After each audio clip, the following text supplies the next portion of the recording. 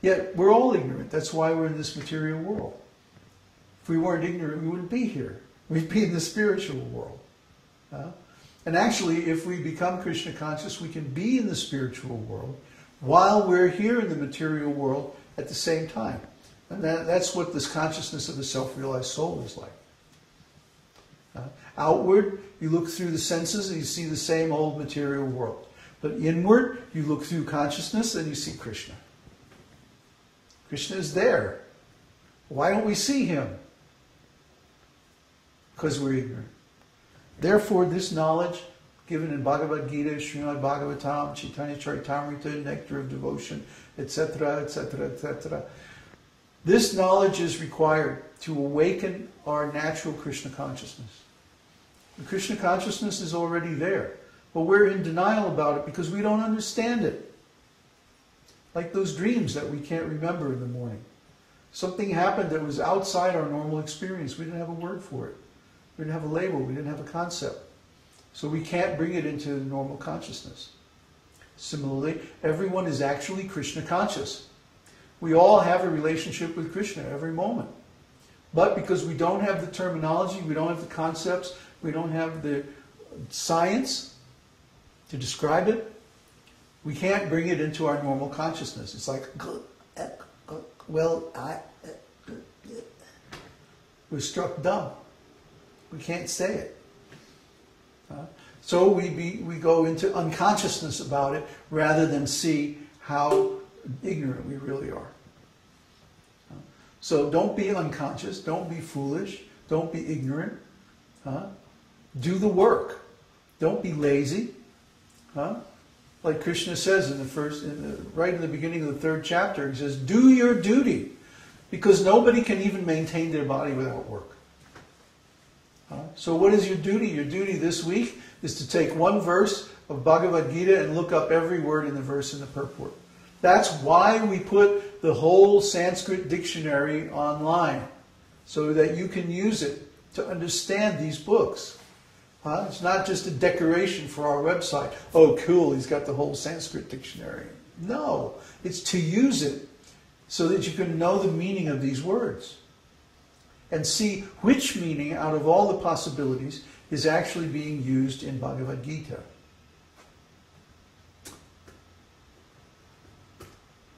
So, any more questions?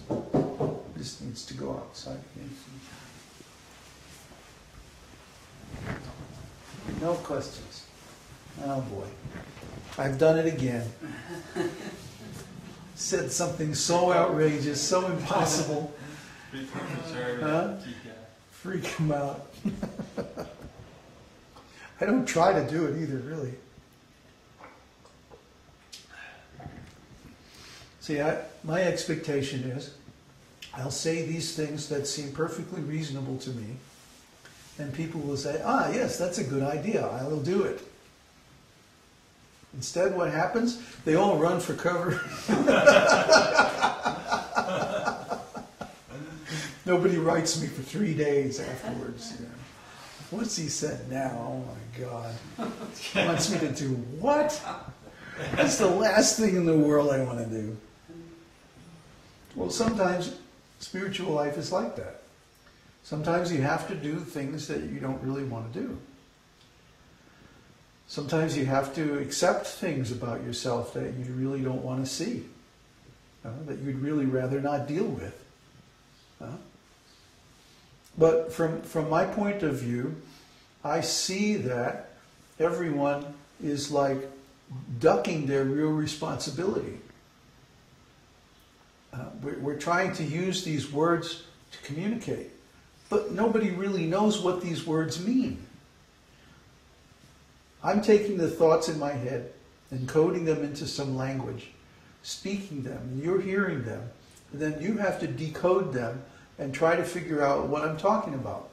But if I'm using one set of meanings and you're using a different set of meanings, or no meanings at all, how can you decode what I'm saying and get the same idea that I intended? It's not possible.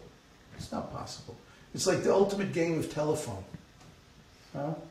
In telephone, you have a group of people, somebody will write a message, a simple message, huh? And then they'll whisper it to the next person. And then that person will whisper it to the next person, and so on till they get to the end of the line, and the message is completely different. Why does this happen? Because nobody knows the actual meanings of the words.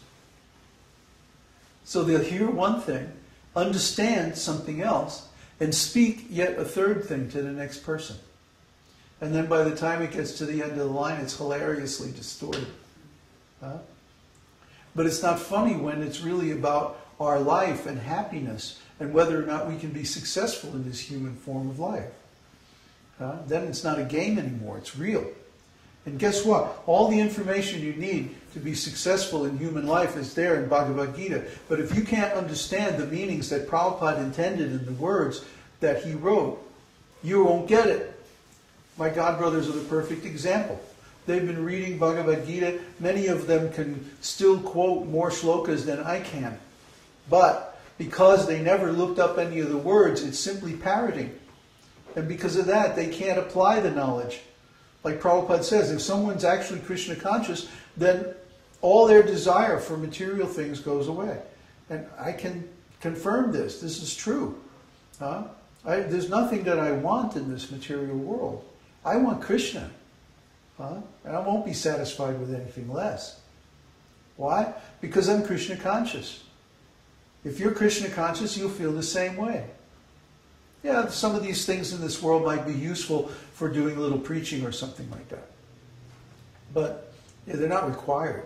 I'm not going to be unhappy if I don't get them. I'm going to feel bad that, oh, I could have helped so many people, but because nobody donated this month, we don't have any money, so we can't pay our internet bill. Oh, well, you know.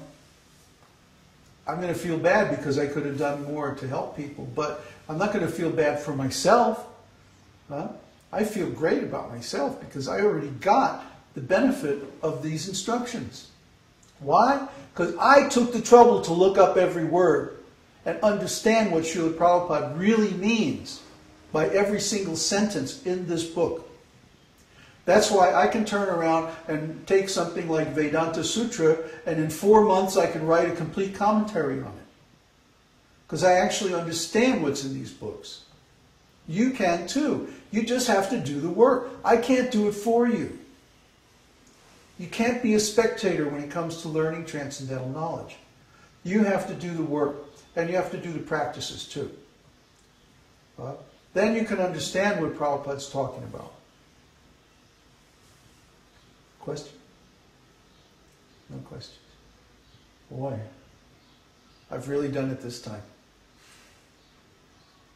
Nobody's going to talk to me for weeks now. Too busy studying. Well, that would be good.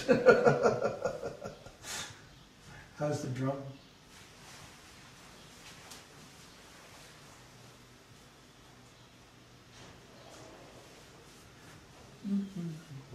Okay, that's good.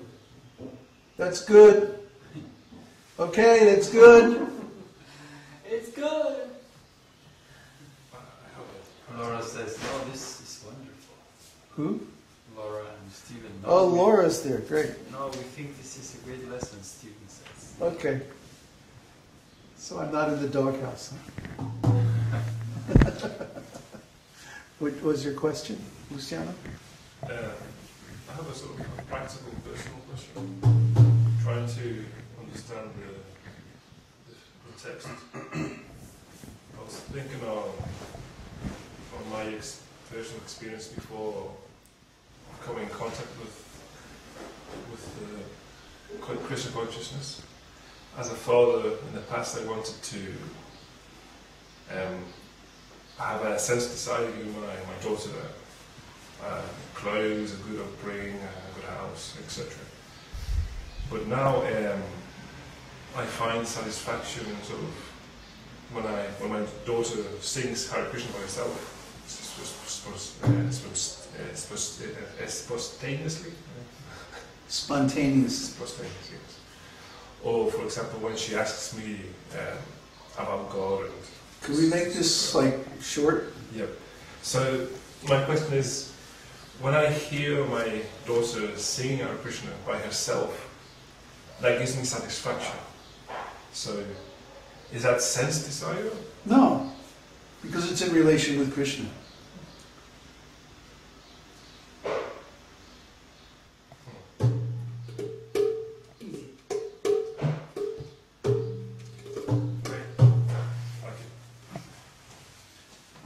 Our duty is to help people in our lives to understand Krishna. So when we see them making progress, naturally we become pleased because we know Krishna is pleased.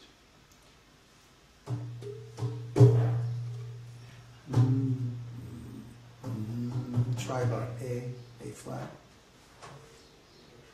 Oh, that's a B. Try B.